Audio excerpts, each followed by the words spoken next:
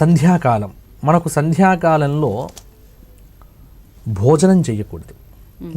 అంటే ఏ కర్మలు చెయ్యాలో అడిగారు, ముందు నేను ఏ కర్మలు చేయకూడదో చెప్పి ఏది చేయాలో చెప్తాను. అలాగే సంధ్యాకాలంలో నిద్రపోవద్దు, సంధ్యాకాలంలో భోజనం చెయ్యొద్దు, సంధ్యాకాలంలో అధ్యయనం చెయ్యొద్దు, సంధ్యాకాలంలో మైథునం చెయ్యొద్దు, సంధ్యాకాలంలో అస్సలు పడుకోవద్దు. సంధ్యాకాలంలో ఇవి ఖచ్చితంగా వదిలిపెట్టాలి. ఇవాళ చాలా చోట్ల గమనించేటువంటిది ఏంటంటే అందరూ సంధ్యాకాలాన్ని పట్టించుకోవట్లే.